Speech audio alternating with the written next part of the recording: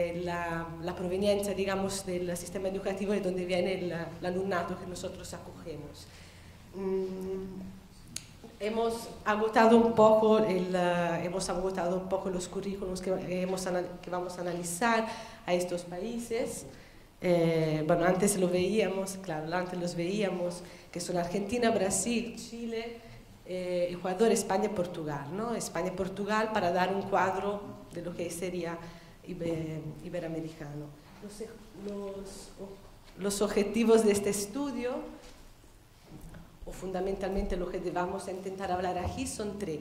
Hemos intentado destacar la función de la historia como materia escolar, comprender qué tipo de identidad declaran, si es, por ejemplo, pues dejan de ser un Estado nacional plural, multicultural, intercultural, y la representatividad cuantitativamente, si la historia iberoamericana o americana, qué cantidad representa en esta organización curricular. Fundamentalmente se trata de ver desde las prescripciones de los objetivos, las finalidades, la introducción, los preámbulos de los currículos, cómo eso se concretiza luego lo que sería más cercano a nuestra práctica educativa, o sea, los contenidos. Hablando, para empezar con el primer objetivo, exacto. El primer objetivo es, hemos individuado que todos los currículums atribuyen a la historia una función, digamos, integradora, o sea, la historia vinculada a la competencia ciudadana trataría de desarrollar, fomentar la convivencia, la cohesión social, y esto lo podemos ver en todas las características, el saber, todo lo que son los aspectos fundamentales que ya estamos todos acostumbrados a considerar como el saber hacer, el saber fundamentalmente, ¿no? Que constituyen los tres niveles de la práctica docente.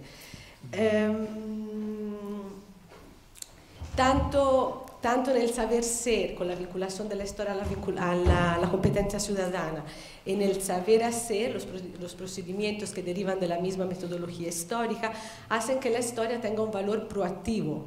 De hecho, los currículos, como veremos en la diapositiva siguiente, veremos que todos utilizan términos vinculados a la historia de construir, fomentar, participar. O sea, la historia tiene una función activa en la construcción de la entidad de los alumnos, de los estudiantes. Y los procedimientos también, porque tal como ahora no citaré todas las lecturas que tengo en la cabeza, pero los procedimientos, y también se verifica luego en los planteamientos prescriptivos curriculares, hacen que la historia tenga una función de adquirir habilidades cognitivas, intelectuales, para saber seleccionar, criticar la información y entonces saber ponerse delante del mundo en que viven los estudiantes. Si nosotros, podemos ver esto que os decía en la siguiente diapositiva, pues estas son, digamos, las declaraciones de intenciones que hacen sobre identidad. Pues como veis, pues se trata de construir una identidad nacional, por ejemplo el caso de Argentina, conocer características fundamentales de Brasil, la dimensión social, material y cultural. Bueno, los dejo así para si queréis mirar. Y finalmente llegamos al tercer objetivo, que digamos que es lo que más probablemente os interesará, que es la cuantificación de los contenidos según los criterios que hemos seleccionado. Antes que los resultados, creo que es muy importante hablar de las problemáticas y todas las dificultades que hemos podido encontrar a la hora de establecer los criterios. Los criterios han sido espaciales y temporales, o sea, hemos cogido todos los currículos, los contenidos, los hemos organizado de forma secuencial según los criterios que, sin cambiar la nomenclatura, o sea, aparecen tal cual. Y los hemos numerado y hemos procedido a dividirlo entre lo que era prehistoria, historia antigua, historia nacional, historia antigua, historia de Edad Media, moderna y contemporánea. Hemos podido adoptar esta temporalización convencional porque tanto los currículos del ámbito europeo como del ámbito americano la utilizan. Entonces nos hemos podido conformar con esto. Los criterios espaciales son más complicados. De hecho, yo estoy consciente de ello.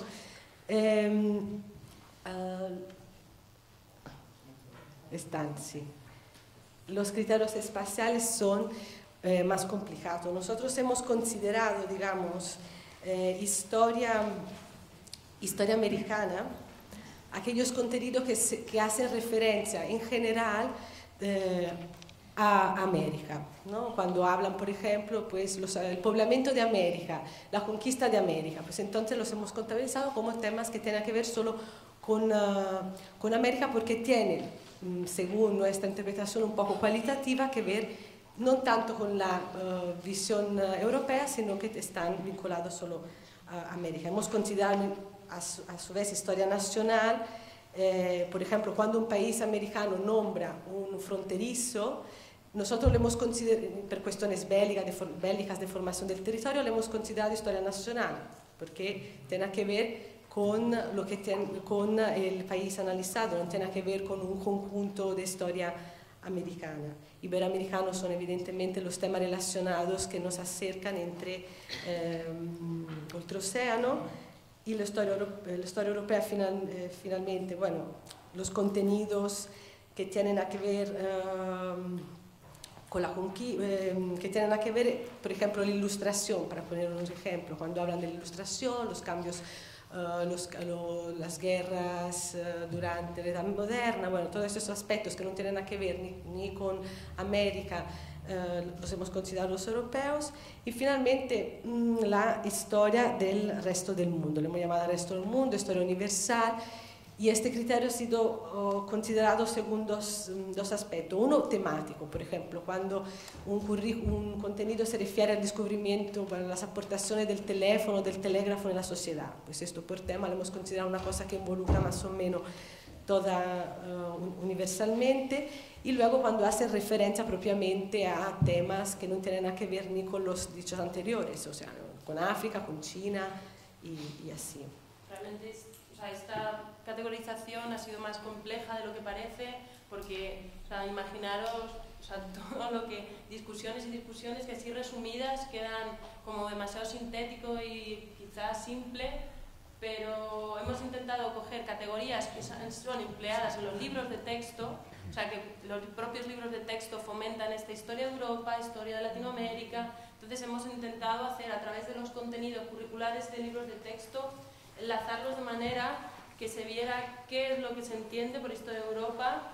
Y claro, estas fronteras son muy complejas, muy complicadas, que ya simplemente con Hilaria y yo, compañeras de 2 años, trabajando con una misma línea, hemos discutido horas y horas y horas, ¿no? Entonces esto no deja, abrimos luego el debate porque nos gustaría que nos ayudáis a mejorar ciertas categorías que ya hemos realizado, pero que están abiertas a mejora y sobre todo a discusión, ¿no? Sí.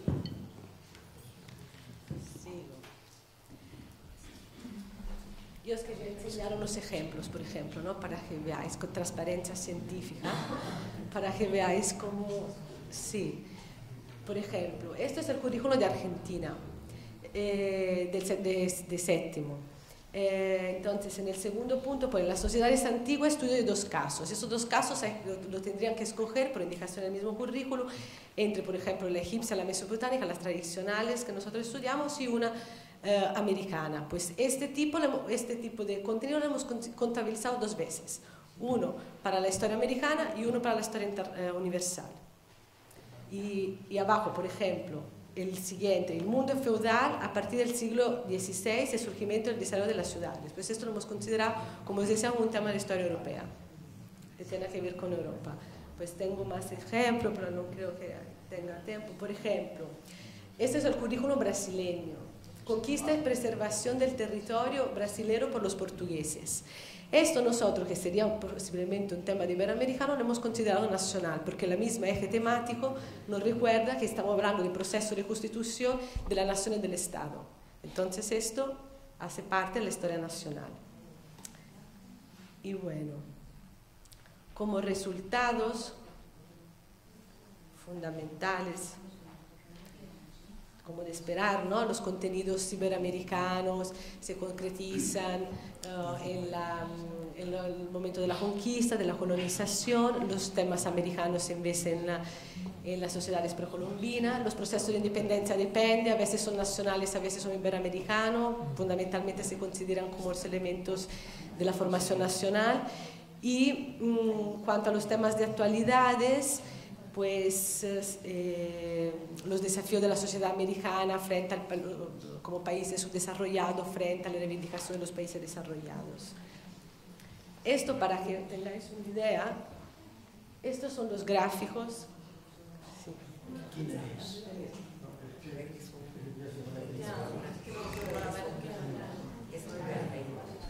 Esto, por ejemplo. Nosotros lo hemos distribuido así, para que podáis ver. Esto es el currículo argentino en séptimo, octavo, nono. No he hecho referencia a la etapa escolar. En principio queríamos ver la etapa escolar de secundaria. La etapa escolar secundaria no corresponde evidentemente a todos los países iguales. La tendencia en América Latina es... Sí. ¿No coordina?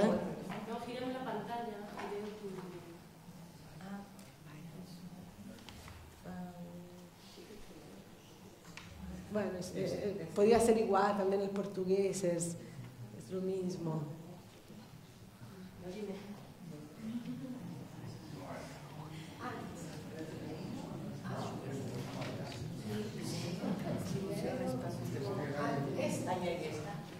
Ese. Un poco siguiendo el líder del doctor Carretero, ¿no? Comprobamos que prácticamente la historia del currículo argentino en esta etapa que precedente a la secundaria, porque corresponde más o menos por ciclo a una etapa en sí mismo, pues lo que predomina es la historia nacional. En la historia nacional, entonces, ¿qué pasa? Que los contenidos de la historia iberoamericana hay una tendencia a que existan. Por ejemplo, hay una organización de ejes temáticos a partir de América Latina. Pero lo más recurrente es que los contenidos se vuelven a repetir, se tienden a repetir entre el contexto nacional y el contexto mundial o el contexto americano.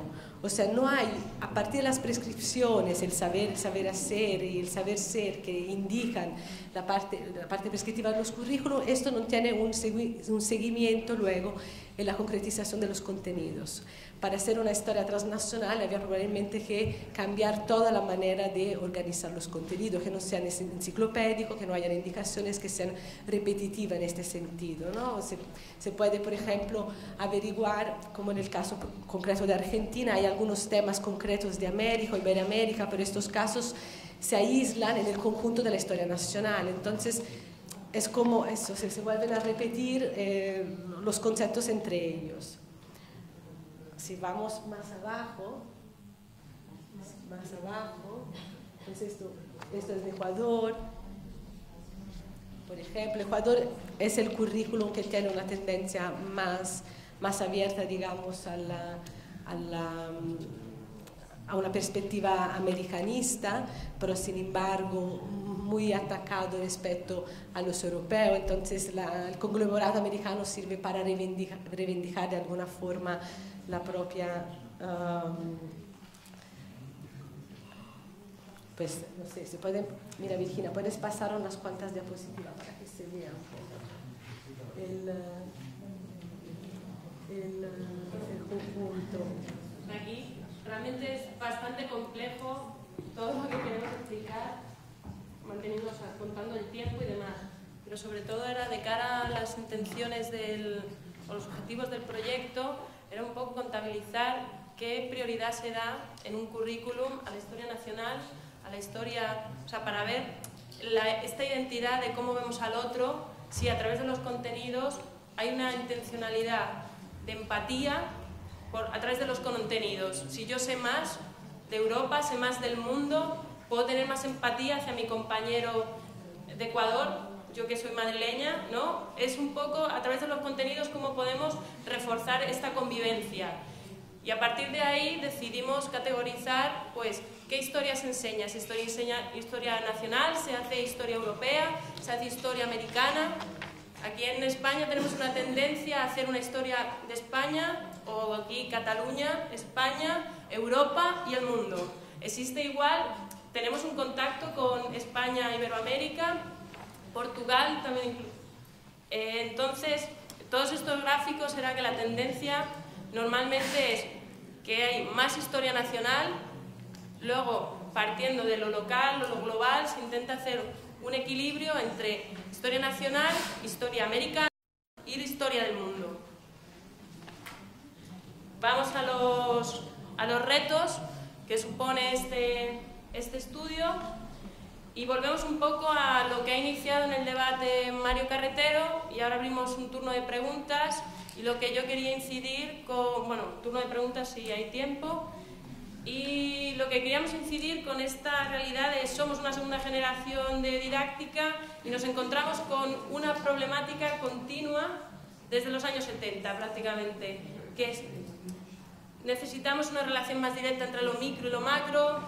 Bueno, Doliña también ha abierto mucho debate ahora mismo, ¿no?, en la función de la ciencia como historia y aplicar el método del historiador, ¿no? Entonces es volver a estos temas que se repiten una y otra vez y que como didactas pues tenemos 3 días por delante para ir discutiendo un poco cómo enfrentar estos retos que no son nuevos, pero que necesitamos una nueva perspectiva y una nueva forma. Y qué mejor que hacerla a través de diferentes países, porque desde una de las conclusiones que hemos sacado Hilaria y yo con este programa, o sea, no solo es en la mejora de formación de profesorado, no solo mejorar contenidos, sino también desde un conocimiento de todos los sistemas educativos. Yo podré enseñar mejor una formación de profesorado si no conozco solo mi sistema educativo y mi ley educativa, sino que tengo una amplitud de conocimiento conozco el currículum brasileño, conozco el currículum portugués y sé cómo se enfrentan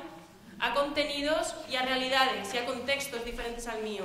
Entonces, aplicar no solo la renovación didáctica desde los contenidos de historia que necesitan una mejora, sino también desde el conocimiento de las leyes educativas y el sistema educativo de otras realidades.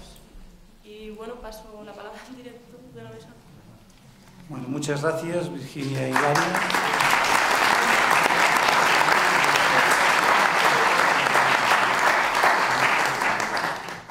Hola, buenas tardes. ¿Se oye bien, no? Sí. Bien, comenzamos la sesión de la tarde, cuyo título, como supongo que habéis visto por el programa, son los libros de texto en Iberoamérica. Yo me presento primero y después presentaré a mis colegas de la mesa. Yo soy Rafael Valls, profesor de la Universidad de Valencia, y desde hace bastante tiempo ya me ocupo en la investigación de los manuales escolares de historia. He publicado cosas bastante amplias, sea sobre los manuales españoles, europeos, o últimamente sobre los manuales iberoamericanos o los problemas relacionados con Iberoamérica. Esta mañana hemos visto los currículos y programas iberoamericanos en la primera sesión, y en esta sesión segunda nos centraremos en lo que sería un paso posterior, un paso más adelante, que sería el de los libros de texto, los manuales escolares, y posteriormente se entraría en lo que diríamos sería la tercera fase, que son las representaciones que alumnos y profesorado tienen sobre estas cuestiones. Lo de los libros de texto es cada vez más importante, puesto que son los que, básicamente, que las investigaciones nos lo demuestran cada vez con más contundencia, son muy importantes en la concreción de los currículos y porque se están convirtiendo en el principal soporte o referente de la educación histórica desarrollada en las aulas. Esto los informes lo están demostrando cada vez más. Yo este mes último he tenido alumnos en prácticas, tanto en primaria como en secundaria, y una de sus afirmaciones es que continuamente se llevan la sorpresa de que grandísima parte, una muy amplia mayoría del profesorado utiliza de formas diversas, diferentes, cierto es, pero utilizan los manuales escolares.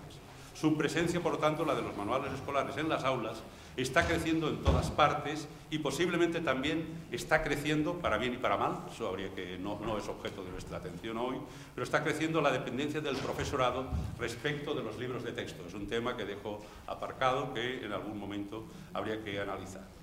Para ello contamos con la presencia de 3 especialistas que han colaborado en este proyecto que estamos presentando y colaboraron también en uno anterior sobre la forma en que se planteaban las independencias latinoamericanas y que han realizado los estudios referidos a sus respectivos países. A mi derecha, Gonzalo de Amézola, de la Universidad Nacional de La Plata, en Argentina.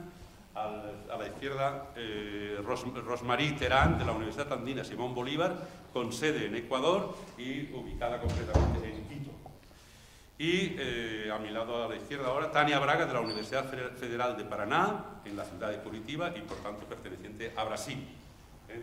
Como breve introducción, yo voy a intentar ser muy breve para que no ocupar más tiempo, como breve introducción a sus intervenciones me centraré en un par de observaciones generales sobre la situación educativa de los países iberoamericanos y sobre la situación actual de su mayor o menor presencia y sobre la situación actual de la mayor o menor presencia de la dimensión iberoamericana. Después intentaré precisarlo de iberoamericana y latinoamericana para aclararlo más en los manuales escolares.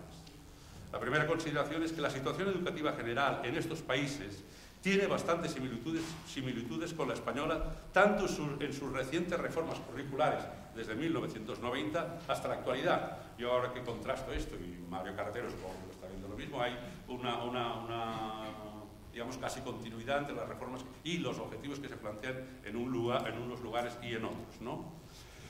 Como también las transformaciones y mejoras realizadas en los libros de texto. Yo parto de que los manuales escolares han mejorado mucho en los últimos 20 años, a pesar de que tienen aún muchísimos problemas, pero eso es otra cuestión en la que no voy a entrar. La historia enseñada en todos estos países continúa bastante centrada en la historia del propio país, como esta mañana se podía ver, y bastante menos en los parecidos y diferencias respecto de los países de su entorno propio, América Latina en este caso, aunque este deseo de fomentar una dimensión americana o iberoamericana, la distinción que quería hacer es si incluimos a España y Portugal, hablamos de Iberoamérica, si hablamos de los países americanos, centro y sudamericanos, hablamos de América Latina, porque es su denominación normal, por eso quería introducir la matización. Esta dimensión americana o latinoamericana o iberoamericana sí empieza, yo lo he constatado en los currículos españoles, en el valenciano en concreto, que es el que vi o analicé también, sí empieza a aparecer explicitada en los currículos, curiosamente, pero se hace poco patente en los manuales.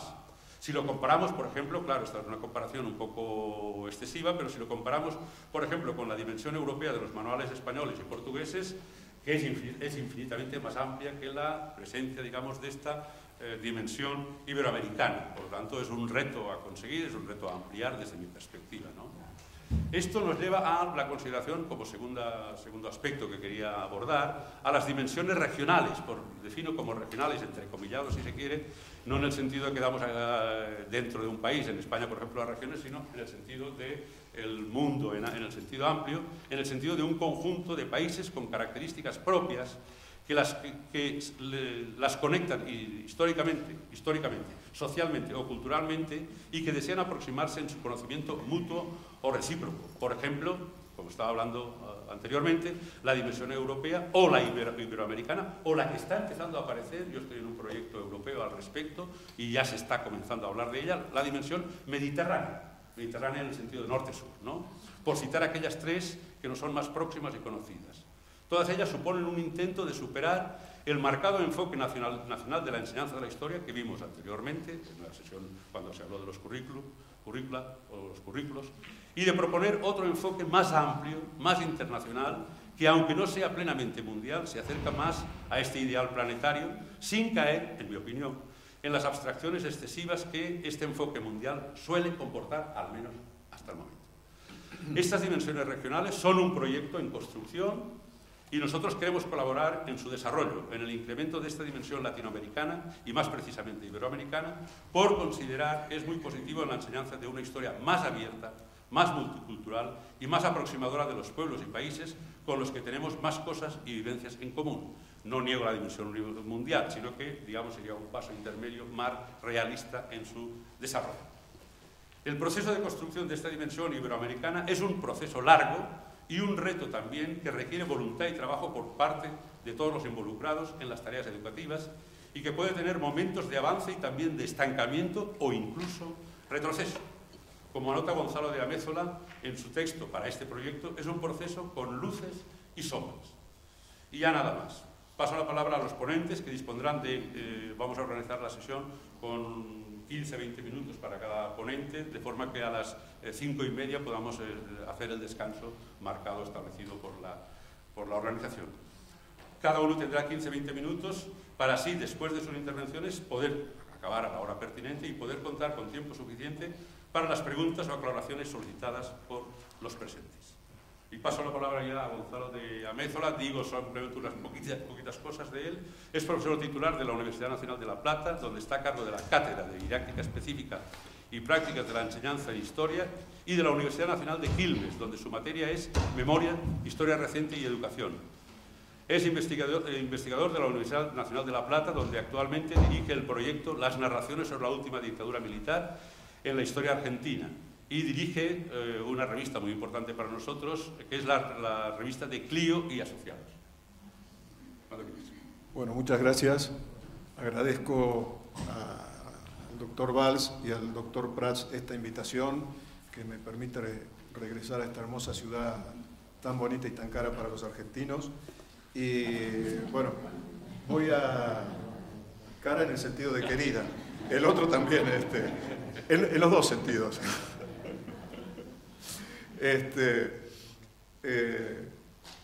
Voy a tratar de ceñirme al plazo que me dio Rafael, porque bueno, en realidad por un malentendido yo había preparado una charla un poco más amplia. La enseñanza de la historia en Argentina podría dividirse a grandes rasgos en dos etapas. La primera es un largo periodo que comienza a fines del siglo XIX y llega hasta finales del siglo XX, dominado por un relato de acontecimientos político-militares que buscaba alentar en niños y jóvenes el espíritu patriótico y el amor a una nación que, por otra parte, se había constituido hacía muy poco tiempo. Los manuales escolares jugaron un papel fundamental en este propósito y en un primer momento fueron casi simultáneos a la conformación de la historia científica local, con la que mantuvieron en esos momentos una relación estrecha, mientras que a su manera participaban en las polémicas de los historiadores de la época. Luego, esa relación se congeló y los textos escolares se desvincularon de los avances de la historiografía hasta convertirse en un relato totalmente independizado de los avances de la disciplina. En 1884, la historia argentina se incorporó al currículum de la escuela secundaria y con esa novedad comenzó también la producción local de manuales que hasta entonces se importaban. Para ese momento, maduraban en la sociedad una serie de cambios. Luego de casi 50 años de guerras civiles se había consolidado el Estado moderno, la Argentina se integraba al capitalismo mundial como exportador de alimentos según el modelo económico elegido en los 20 años anteriores y se había iniciado la masiva inmigración europea que aportaría mano de obra para ese proyecto económico. En pocas palabras, había surgido un país totalmente distinto al tradicional y en este contexto la educación y la historia jugarían un papel muy importante. Por una parte, la enseñanza primaria sirvió para asimilar a los recién llegados a su nueva patria mediante la creación de una representación en el imaginario colectivo de una nación mítica que todos pudieran compartir, y en ello cumplieron un papel fundamental la ley que hizo a la escuela primaria obligatoria, laica y gratuita, y la historia mediante los rituales patrióticos y la exaltación de los héroes. Por otra, la organización del Estado requería la formación de cuadros para la burocracia que se encargaría de su administración, y los colegios secundarios serían los formadores de ese personal. Allí también la visión que se transmitía del pasado tendría una gran importancia política. En síntesis, el problema de la historia enseñada era generar buenos patriotas poco después de que la historia académica se definiera la integración del panteón de los héroes, se expulsara de él a quienes consideraba réprobos y se instalaran las ficciones orientadoras que explicaban cuáles eran los orígenes de la nación, cuál la naturaleza distintiva de los argentinos y qué rol debía cumplir el país en el concierto internacional. Sobre todas esas cuestiones, la escuela y los manuales cumplieron un papel decisivo. Con el paso del tiempo cambiaron algunos matices, pero tanto en las políticas educativas como en los textos escolares, los pilares para esta visión eran la historia nacional y la europea, quedando muy poco espacio para los problemas latinoamericanos, que, por otra parte, no interesaban demasiado. Cuando se los atendía, era solo para ocuparse de los países limítrofes a los que normalmente se aludía como potenciales enemigos, una visión promovida, sobre todo, por los gobiernos militares que reiteradamente tomaron el poder por asalto desde 1930. En la década de 1990 comenzó una segunda etapa para la enseñanza de la historia, que se inició con una reforma educativa que se propuso acercar las preocupaciones de los historiadores a la escuela, y para ello cambió totalmente los contenidos curriculares y los centró en la época contemporánea, relegando a un lugar secundario a las guerras de la independencia que habían ocupado ese lugar hasta el momento. Por otra parte, cambiaron los propósitos de la educación ciudadana que se procuraba a través de la historia, y así se desplazó el antiguo objetivo del patriotismo, tan manipulado por los gobiernos militares, a favor de promover una formación en valores democráticos. Estas novedades significaron también la renovación total de los manuales, que debían seguir esas nuevas directivas, a la vez que una serie de otros cambios se producían en ellos. A partir de ese momento, predominaron los manuales por proyecto, diseñados por las editoriales. Los antiguos autores, casi todos docentes de la escuela media, hacia fines de los años 80, principios de los 90, fueron reemplazados por otros con trayectoria en la enseñanza universitaria, y las grandes empresas editoriales dominaron el mercado y reemplazaron a las pequeñas y medianas que habían predominado en el periodo anterior. Por otra parte, desde la Restauración Democrática de 1983, los temas del pasado latinoamericano tuvieron mejores perspectivas de llegar a la escuela. Para entonces, el clima se volvió más favorable a las ideas de liberación nacional y unidad latinoamericana presentes en las ciencias sociales en los años 60 y 70. Pero cuando se inició la reforma educativa de los 90, ese clima había cambiado. Un nuevo presidente, Carlos Menem, un neoliberal que no tenía ninguna afinidad ideológica con esos principios y declaraba su pretensión de insertar a la Argentina en lo que llamaba el primer mundo, término con el que hacía referencia a Europa y a los Estados Unidos, fue quien comenzó con esta reforma. Pero a pesar de todo, la preocupación por América Latina se mantuvo, aunque por otros motivos, ya que la creación en 1991 del Mercosur hizo necesarios cambios para integrar a los países participantes, que además de lo económico incluían aspectos culturales, entre ellos una visión más integrada de la educación y por lo tanto también de los lazos que en el pasado relacionaban a estas naciones. Una de las innovaciones de la reforma fue la ampliación de la educación obligatoria con la creación de un nuevo ciclo, la Escuela General Básica, que incorporaba la antigua instrucción primaria a los 2 primeros años de la vieja secundaria. En este nuevo nivel, el Ministerio de Educación de la Nación promovió que la historia se enseñara integrando un área de ciencias sociales. Todo el pasado de la humanidad, incluyendo el nacional, debía ser estudiado en los 3 últimos años de la EGB. La historia recuperaba su individualidad. Recién, durante la educación polimodal, un nuevo nivel medio de 3 años, que era optativo y donde se profundizaría solo la época contemporánea, ya que los reformadores consideraban, como con ese criterio que tanto alegraba hoy a la profesora Schmidt, que solo lo cercano en el tiempo daba explicación a los problemas que tenían entonces los jóvenes estudiantes. La etapa neoliberal comenzó a agotarse a partir de la crisis económica y social producida en Argentina en 2001 y daría lugar a un mayor impulso a la inclusión en la escuela de los problemas de Latinoamérica, lo que se haría evidente a partir de 2003 con cambios introducidos en la educación polimodal. Desde ese momento, los planes de estudios de secundaria propusieron una visión sincrónica de la historia argentina y la latinoamericana. Poco después, en 2006, la creciente importancia de Latinoamérica quedó consagrada en la nueva Ley de Educación Nacional, que estableció la obligación de que la enseñanza debería promover, cito a la ley, el fortalecimiento de la perspectiva regional latinoamericana, particularmente de la región del Mercosur. Termina allí mi cita. Un propósito donde la historia debía cumplir un importante papel. Además, esta nueva norma retomó los niveles educativos tradicionales en Argentina, una escuela primaria y otra secundaria, que a partir de ese momento ambas serían obligatorias. Desde hace unas 3 décadas entonces, la escuela argentina intentó renovarse y procuró incrementar la participación de los temas vinculados con América Latina.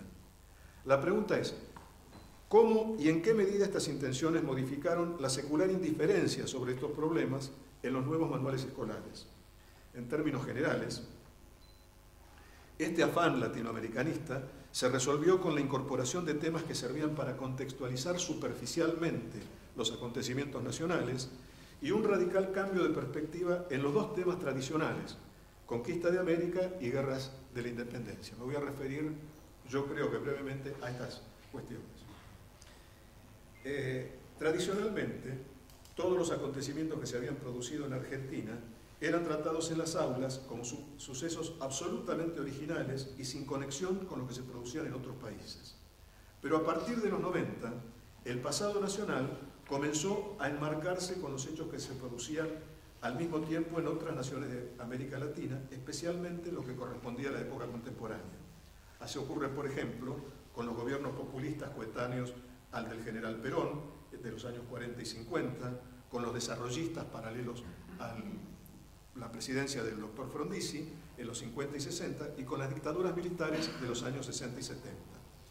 El caso de las dictaduras es especialmente oportuno para realizar un enfoque latinoamericano, porque en toda la región se verificó en la misma época una fuerte radicalización política que tuvo una solución cruenta cuando las Fuerzas Armadas tomaron el poder por asalto en casi toda Sudamérica. Este ciclo golpista se explica en todos los manuales argentinos como consecuencia de la doctrina de seguridad nacional promovida por los Estados Unidos. Este es un ejemplo de esa narración de la responsabilidad de la doctrina de seguridad nacional. No es el único. Le muestro otro sobre la importancia de Estados Unidos en los golpes de Estado. Luego de una caracterización muy general, entonces, basada en esta cuestión, todos los manuales se dedican luego con detalle al caso argentino y prácticamente se desentienden de todos los demás casos. Pero a pesar de las causas comunes en la instalación de los regímenes de fuerza, fueron varias las diferencias que existieron entre ellos. Sin embargo, los libros escolares eluden la riqueza de las comparaciones concretas, tanto entre los gobiernos militares como entre las transiciones hacia la democracia que se produjeron en los distintos países. El tratamiento de las dictaduras en toda el área podría resultar más significativo si esas comparaciones se promovieran. Tomando como ejemplo el caso de Argentina y Brasil, un ejercicio comparativo sencillo puede tener un resultado formativo interesante. Ambos regímenes de fuerza tuvieron un desarrollo distinto. Mientras en Brasil los militares gobernaron sin interrupciones entre 1964 y 1985, en Argentina lo hicieron entre 1966 y 1973 y luego de un difícil interregno democrático entre 1976 y 1983, siendo esta última etapa la más sangrienta.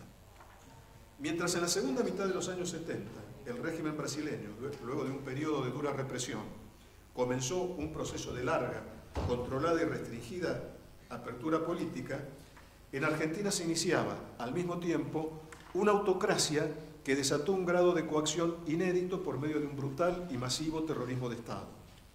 En Brasil, la prolongación del gobierno de fuerza en el tiempo permitió que los aspectos más sanguinarios de la represión concluyeran 10 años antes de la retirada de los militares del gobierno. Ese repliegue resultó distinto al de los dictadores argentinos. No fue el resultado del desbande por una derrota, como lo ocurrido con la Guerra de Malvinas, y sobre todo fue una retirada progresiva. El paso a la democracia en Brasil fue largamente consensuado, sin sobresaltos, y negociado desde arriba.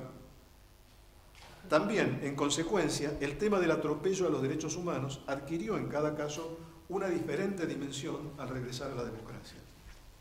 Con estos pocos elementos se podría realizar una comparación que con un sentido didáctico permitiría, tanto en este tema como en otros, promover en un modesto grado el pensamiento científico, al dedicarse tanto a buscar las similitudes como las diferencias entre los dos casos históricos. La segunda cuestión es un tema que ya hemos visto hoy, que es el del descubrimiento y conquista de América. Una antigua broma sobre los orígenes de la población hispanoamericana, que se atribuye a Octavio Paz, sostiene que los mexicanos descienden de los aztecas, los peruanos de los incas y los argentinos de los barcos.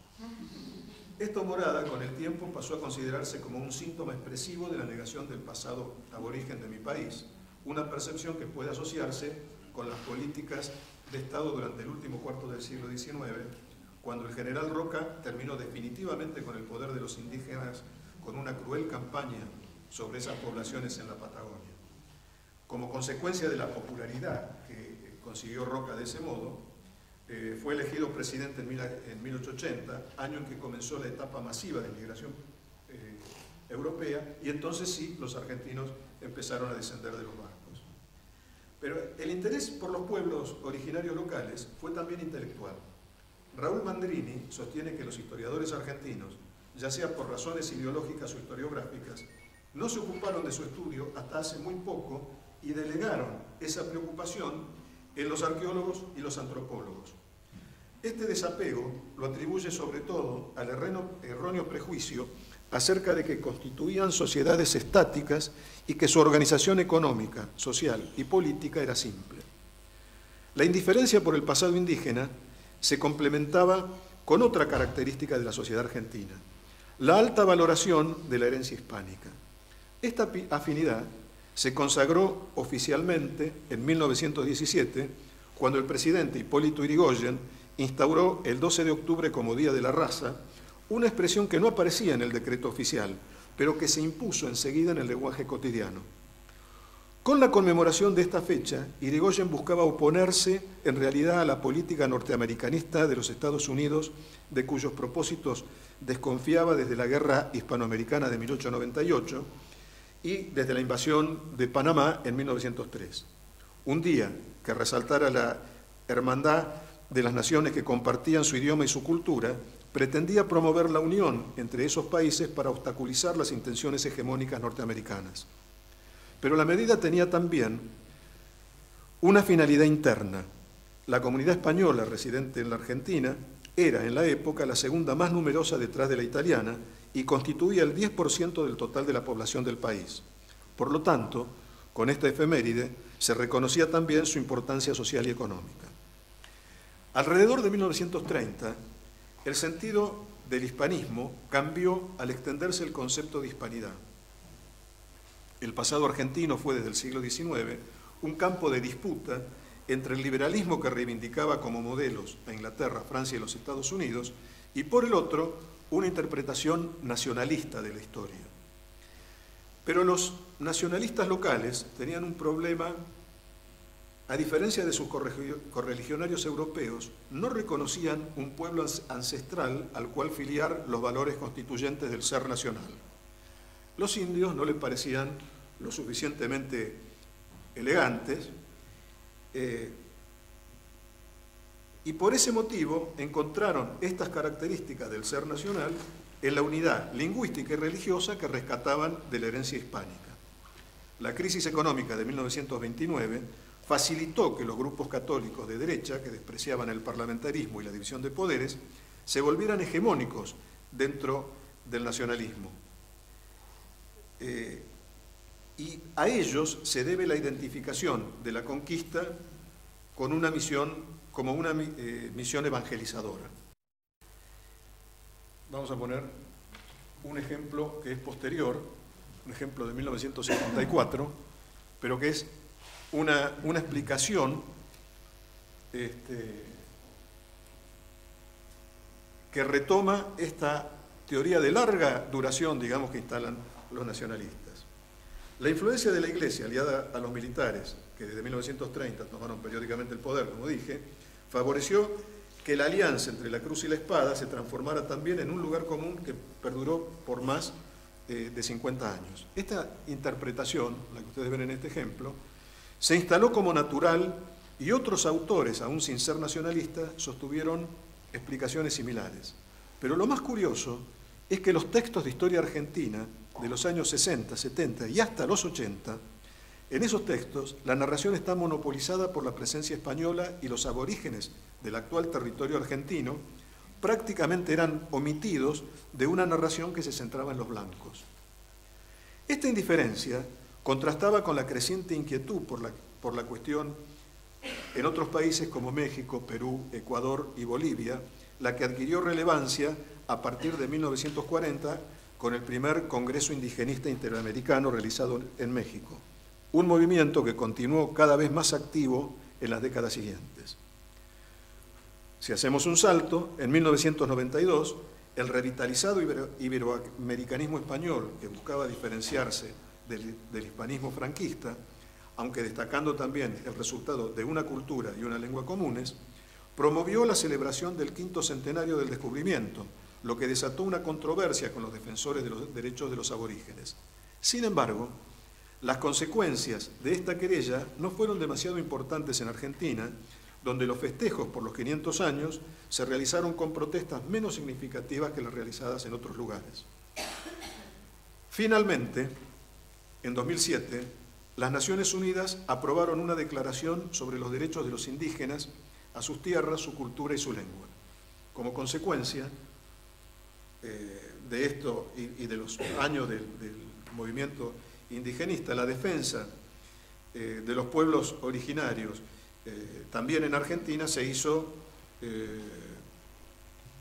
casi irresistible. Continuar ignorándolos resultaba imposible desde principios del siglo XXI, y como un resultado de ese nuevo sentimiento, a partir de 2011, cambia radicalmente el sentido de la conmemoración del 12 de octubre, que pasa de ser el día del Día de la Raza al Día del Respeto de la Diversidad Cultural Americana. Y se pasó a exaltar ahora a las culturas existentes antes de la llegada de los europeos. A pesar de estos cambios en el aprecio acerca de los nativos americanos en general, en el caso particular de los indígenas que habitaban el actual territorio argentino, el interés que les dedicaron en la escuela los nuevos textos escolares no fue mucho mayor. En algunos de ellos se los omitía, saltando de la conquista de México y Perú a la fundación de ciudades en el Río de la Plata, sin referencias a los aborígenes locales. En otros casos, solo se realizan descripciones muy sumarias de estos pueblos, a pesar de que varios libros consignan la importancia numérica de su población. La desilusión por las poblaciones locales se manifiesta otras veces en forma explícita como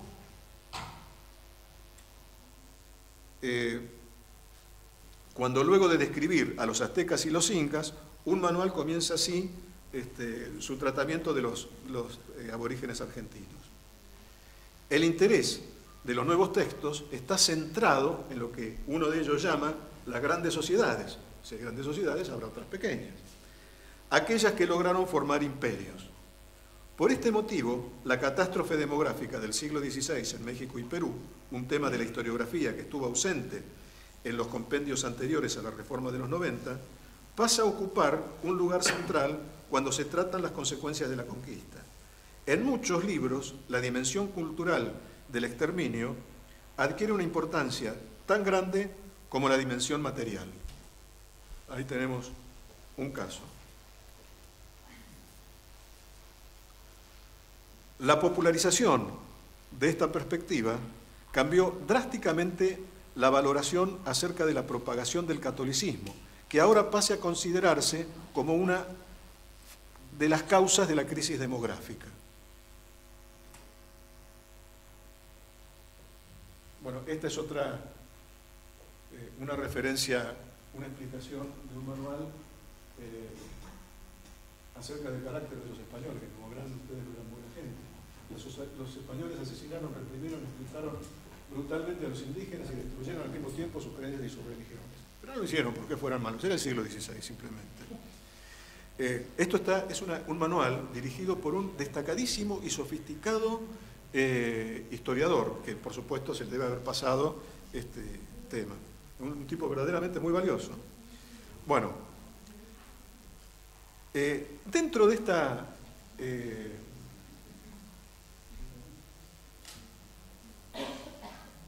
aquí tenemos otra explicación de cómo cambia el valor de la religión. Lo que antes en los manuales tradicionales, o sea, hasta los años 80, eran los indios convertidos a la verdadera fe, ahora se convierte en una forma de destrucción de su manera de ser. En esto también es muy interesante el cambio que se produce en algunos elementos que son valorados fuertemente en toda la historiografía tradicional y en los manuales tradicionales, que era el rol de los jesuitas. Como ven aquí, el propósito de las misiones jesuitas era, en este manual que a varios de los que tenemos muchos años nos produjo momentos verdaderamente ingratos, cómo civilizar y evangelizar a los indios era lo que querían los misioneros. Ahora las misiones jesuitas se transforman en una manera muy original de aculturación. Esto lo dicen los manuales, veremos lo que dicen el año próximo, luego de la elección del Papa Francisco, ya que en Argentina eso ha cambiado una serie de percepciones. Bueno, en términos generales, no hay dudas acerca de que esta visión sobre los aborígenes es más justa que la exaltación de los conquistadores predominante hasta la década de 1980.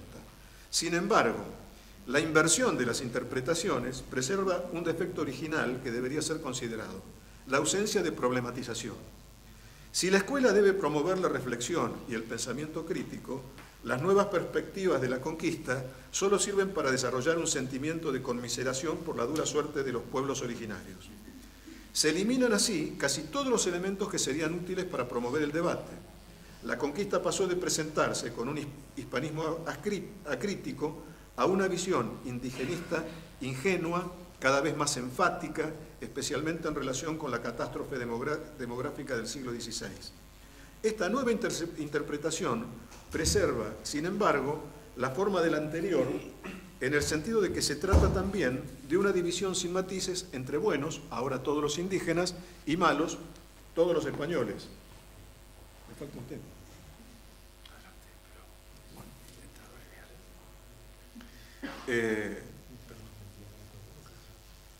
Tal vez estas explicaciones maniqueas que interpretan el pasado exclusivamente como resultado de las acciones intencionales de los hombres podrían enriquecerse.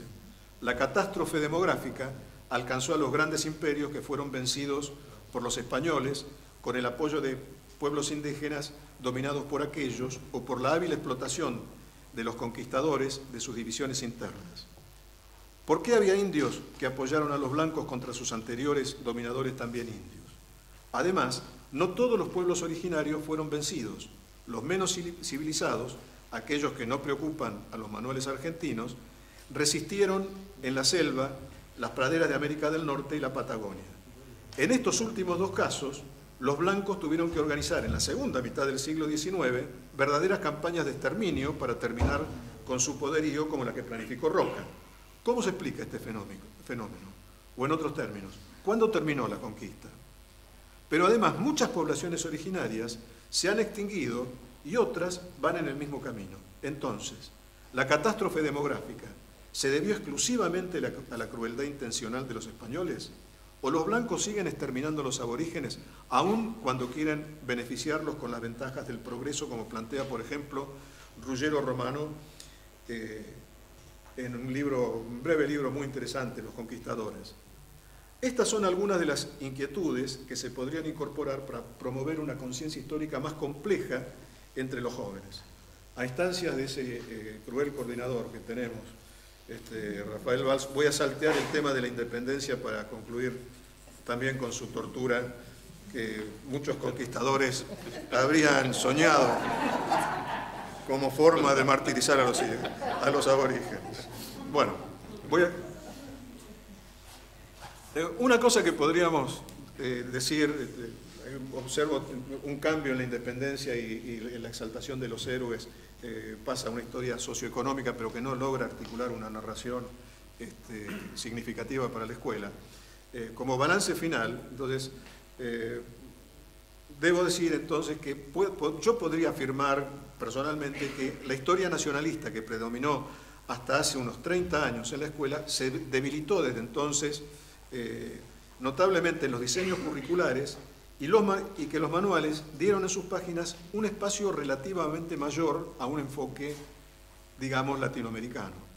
Esta preocupación se manifestó en una contextualización casi siempre superficial de la historia argentina con los sucesos que paralelamente se producían en el resto de América, sobre todo en el siglo XX, aunque continuó centrándose en los temas ya tradicionales, conquista e independencia, en los cuales hubo un notable cambio de perspectiva. Se invierte drásticamente la perspectiva. O sea, bueno, ¿no? Si explico esto me alargo, que es lo que me dice Rafael que no debo hacer. Una pregunta difícil de responder es cómo repercutieron en las prácticas docentes estos cambios. En el caso del indigenismo, el triunfo parece asegurado por el arraigo social que logró con el tiempo la visión de los aborígenes como víctimas y el poderoso refuerzo que significa desde 2011 el cambio de sentido de la conmemoración del 12 de octubre. Pero para el tema de la independencia, las tradiciones escolares resultan más resistentes. La percepción de este fenómeno impulsó a las autoridades a realizar modificaciones en el calendario escolar para las conmemoraciones del Bicentenario en 2010, incorporando fechas para evocar a héroes como Martín Güemes y Simón Bolívar. El ministro de Educación declaró en esta ocasión: la primera definición para la escuela es que el Bicentenario es un hecho de la emancipación americana. Por lo tanto, el sistema educativo fue instruido para todo lo relacionado con el Bicentenario, para que todo lo relacionado con el Bicentenario sea visto con una mirada de unidad americana de emancipación del continente. Estas son las declaraciones ministeriales. En esta medida, entonces, queda en claro que para las autoridades educativas las razones políticas priman sobre las razones historiográficas para determinar el enfoque de la enseñanza, pero a su vez que esos propósitos expresados en los planes de estudio suelen chocar con tradiciones escolares que transforman a las novedades en cambios de bajo impacto. Además, que más allá de la renovación historiográfica que siempre se invoca para el cambio de contenidos, los responsables de las políticas educativas consideran que hoy como ayer, en la enseñanza de la historia, la épica y los héroes son los vehículos más apropiados para impulsar los usos del pasado que pretenden instalar. En consecuencia, los nuevos enfoques no responden tanto a una renovación historiográfica como a los cambios en el clima social y las preferencias político-ideológicas de los distintos momentos y los diferentes gobiernos. Esta particularidad no es para nada sorprendente. Como sostiene Odigier, la enseñanza de las ciencias sociales, Odigier entre muchos